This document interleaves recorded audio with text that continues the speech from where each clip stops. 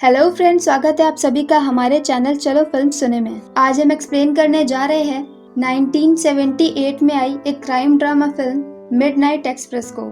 इस फिल्म की IMDb rating है 7.6 आउट ऑफ 10। ये फिल्म रॉटन टोमेटोज पे 93% फ्रेश है। इस फिल्म की मेटाक्रिटिक है 59% और 82% गूगल यूजर्स ने इस फिल्म को लाइक किया है और इस फिल्म को 2 ऑस्कर अवार्ड भी मिले हैं। ये फिल्म बिल हेस की एक सच्ची घटना पर आधारित है, जिन्हें टर्की की एक जेल में बंद कर दिया था और फिर उन्हें कुछ सालों बाद उस जेल से भागना पड़ा था। तो let's roll up the intro और चलो फिल्म सुने। मूवी की स्टार्टिंग में हम व्यूअर्स बिली को देखते हैं, जो कि कुछ हैशेस के बार को फॉइल में लपेटकर टेप की मदद से अपनी बॉडी पर चिपका रहा होता है। हैशेस एक टाइप की ड्रग्स होती है। सारे बार चिपकाने के बाद वो ऊपर से ढेर सारे कपड़े पहन लेता है और एयरपोर्ट के लिए निकल जाता है। ये जगह टर्की है, जहाँ बिली अपनी गर्लफ्रेंड सूजन के साथ घूमने आया होता है। वो एयरपोर्ट पर अपनी गर्लफ्रेंड सूजन से मिलता है। यहाँ वो बहुत ही डरा हुआ होता है, क्योंकि वो पहली बार स्मगलिंग कर रहा होता है। यहाँ चेकिंग के टाइम पर पुलिस को उस पर शक हो जाता है और वो उसे प्लेन में जाने से रोक लेती है, पर तब तक सूजन प्लेन में चढ़ चुकी होती है, तो सूजन को प्लेन के अंदर बैठना पड़ता है। पुलिस उसकी तलाशी लेती है तो उन्हें बहुत सारे हैशेस के ब्रिक्स मिलते हैं। पुलिस उसे यहाँ से पकड़कर पुलिस स्टेशन ले जाती है। यहाँ पर वो सारे ऑफिसर्स टर्किश में बात कर रहे होते हैं और बिली को टर्किश नहीं आती, इसलिए वो एक अमेरिकन टेक्स को बुलाते हैं, जो कि बिली के लिए लैंग्वेज ट्रांसलेट करेगा। जब टेक्स पुलिस स्टेशन में आता है तो वो देखता है कि बिली को न्यूड करके खड़ा किया हुआ है। टेक्स बिली को उसके कपड़े देता है और कुछ सवाल पूछने शुरू करता है। बिली बोलता है कि उसे बाजार में एक आदमी ने हैशेस दी थी और सप्लाई करने के बदले में उसे पैसे मिले थे। टेक्स उससे पूछता है कि क्या वो उस आदमी को पहचान सकता है, तो बिली बोलता है हाँ। इसके बाद वो सब बाजार जाते हैं, जहाँ मौका पाकर बिली भाग जाता है।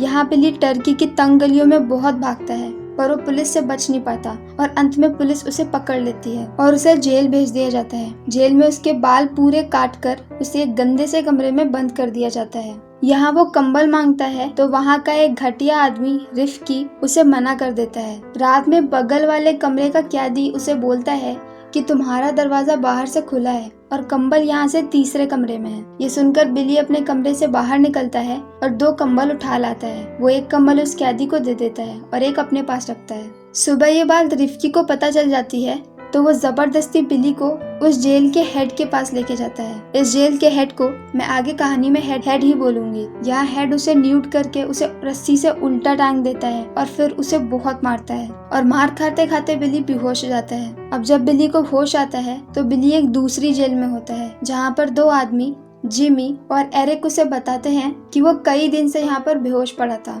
वो उसे बताते हैं कि एक बार जो इस जेल में आ जाता है वो यहाँ से बाहर नहीं जा सकता और इस जेल में किसी का भी भरोसा नहीं किया जा सकता, बच्चों का भी नहीं। इस जेल में छोटे छोटे बच्चे भी कैद होते हैं, जो कि रेप और चोरी जैसे क्राइम के लिए यहाँ पर बंद होते हैं। पर वो उसे बताते हैं कि यहाँ पर एक अमेरिकन था जिसकी बेल हो गई थी, क्योंकि उसने एक बहुत अच्छा टर्किश लॉयर किया था। जिमी बोलता है कि अगर तुम्हें उस टर्किश लॉयर के बारे में जानना है तो तुम्हें मैक्स से बात करनी चाहिए। और इसके बाद जिमी और बिली मैक्स के पास जाते हैं। मैक्स एक नशेड़ी गंजेड़ी सरफिरा जैसा आदमी होता है, जो कि यहाँ पे 7 साल से होता है। मैक्स उसे उस टर्किश लॉयर के बारे में बता देता है और अब नेक्स्ट सीन में हम बिली को उसके डैड और टर्किश लॉयर के साथ देखते हैं, जो कि उसी जेल के एक मीटिंग रूम में होते हैं। उसके डैड उस लॉयर के साथ बिली से मिलने आए होते हैं। यहाँ वो बिली को एक सूट देते हैं ताकि वो इसे पहनकर कोर्ट में चले।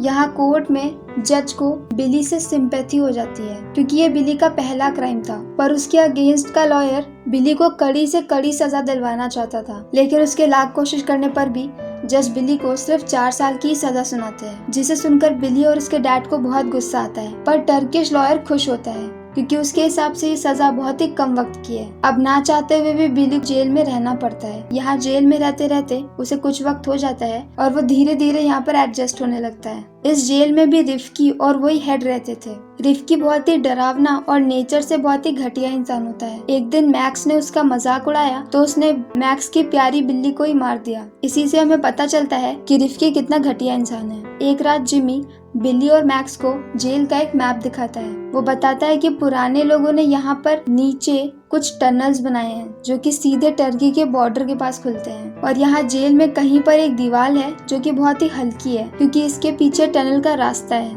इसलिए वो खोखली है। पर जिमी को पता है कि वो अकेले वो दीवार खोल कर उसे तोड़कर भाग नहीं सकता। इसलिए वो इस प्लान में बिली और मैक्स का साथ चाहता है, पर बिली मना कर देता है क्योंकि वो कुछ ही वक्त में इस जेल से छूट जाएगा, इसलिए वो कोई रिस्क नहीं लेना चाहता, इसलिए उसे ऐसा कुछ करने की कोई जरूरत नहीं है। उनके मना करने के बाद जिमी अकेले ही छत वाले रास्ते से भागने की कोशिश करता है, पर इस कोशिश में वो पकड़ा जाता है और इस पर उसे बहुत ज्यादा बुरी तरह से मारा जाता है। दूसरी तरफ अब कुछ वक्त और बीत जाता है और अब बिली की सजा को बस 53 डेज बचे होते हैं, और तभी उसे पता चलता है कि उसके अपोजिट के लॉयर ने ऊंची कोर्ट में उस पर केस कर दिया है। अब बिली को फिर से कोर्ट में जाना पड़ता है। यहाँ पर अब टर्किश गवर्नमेंट बाहर से आकर स्मगलिंग करने वाले लोगों को एक एग्जाम्पल देना चाहती है, इसलिए वो बिली को 30 साल की सजा सुना देते हैं ताकि दूसरे लोगों को ये एग्जाम्पल मिले कि उन्हें ऐसा नहीं करना चाहिए। इस सजा से बिली टूट जाता है और अब वो वापस आने के बाद जिमी के प्लान में शामिल हो जाता है और अब वो तीनों मिलकर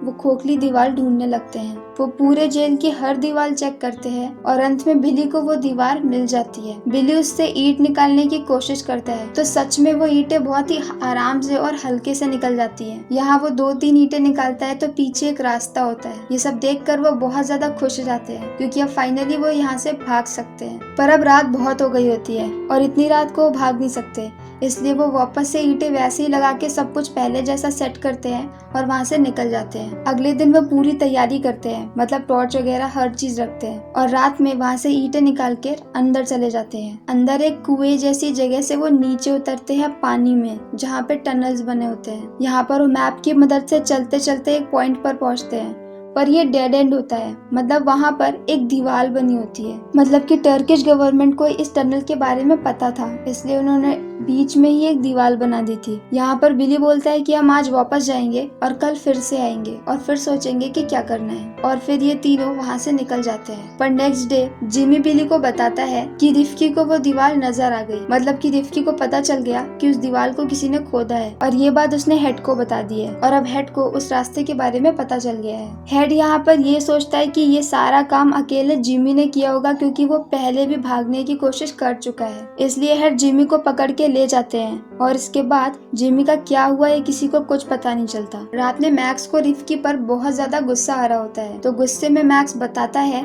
बिली को कि रिफ्की को सबसे ज्यादा प्यार अपने पैसों से है, जिसे वो अपने रेडियो के अंदर छिपा के रखता है और इसीलिए वो उस रेडियो को कभी भी बजाता नहीं है। रिफ्की से बदला लेने के लिए बिली उसके सारे पैसे चुरा लेता है और उसे फाड़ कर उसी के कमरे में बिखेर देता है। ये देखकर रिफ्की को बहुत ज्यादा गुस्सा आता है और उससे ऐसा लगता है कि ये काम मैक्स ने किया होगा, क्योंकि उसके और मैक्स का बनता नहीं है, वो लोग अक्सर झगड़ते रहते थे। इसलिए रिफ्की एक हैशिश के बार का टुकड़ा ले जाकर हेड को दे देता है और ये बोलता है कि ये टुकड़ा उसे मैक्स के पास से मिला। ये देखकर हेड को बहुत ज्यादा गुस्सा आती है और वो जबरदस्ती मैक्स को पकड़कर भी ले जाते हैं। पर अब बिली के सब्र का इम्तिहान पूरा हो चुका था और वो पागलों की तरह रिफ्की को मारने लगता है, मतलब सच में पागलों की तरह रिफ्की को मारने लगता है। वो किसी साइको पर्सन की तरह वहाँ की सारी चीजें तोड़ देता है और एंड में वो अपने मुंह से रिफ्की की जीभ काट देता है और उसे बहुत ब्रूटली मार देता है। मतलब कि इतनी सारी घटनाओं के बाद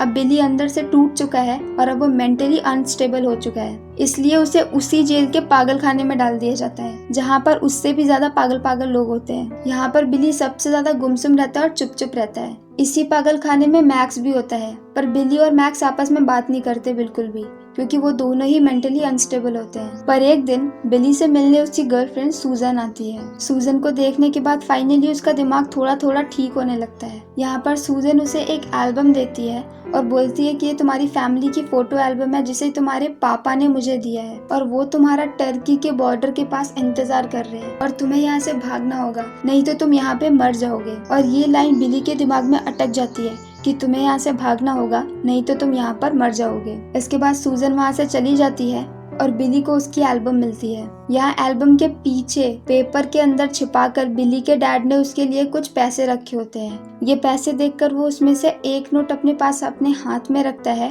और बाकी सारे पैसे अपने जूते में छिपा लेता है। यहाँ वो एक नोट लेकर उसी हेड के पास जाता है और बोलता है कि उसे ये एक नोट पागल खाने में मिली और ये एक नोट के बदले वो इस पागल खाने के सैंक्टम में जाना जाता है। सैंक्टम वो जगह होती है जो कि क्रिश्चियन लोगों का एक पवित्र स्थान होता है। यहाँ पर हेड उसका हाथ पकड़ता है और उसे लेके जाने लगता है। तो बिली को लगता है कि शायद वो उसे सच में पवित्र स्थान पर लेकर जा रहा है, पर वो उसे वहाँ पर ना ले जाकर जहाँ पर पुलिस वालों के कपड़े रखे होते हैं उस रूम में लेके जाता है और उसके साथ रेप करने की कोशिश करता है। पर बिली उसके पेट पे अपने सिर से जोर से मारता है, जिससे कि पीछे लगे एक हुक में उसका सिर लड़ जाता है और वहीं पर उस हेड की डेथ हो जाती है। इसके बाद बिली उस जगह पर रखे पुलिस के कपड़े पहन लेता है और वहाँ से बाहर निकलने लगता है। यहाँ पर वो बहुत ज्यादा डरा और घबराया होता है, पर फाइनली वो मेन डोर से इस जेल से बाहर निकल जाता है और इतने साल बाद फाइनली बिली आजाद हो जाता है। और यहाँ से निकल वो सीधे बॉर्डर पे जाता है और वहाँ से 3 हफ्ते बाद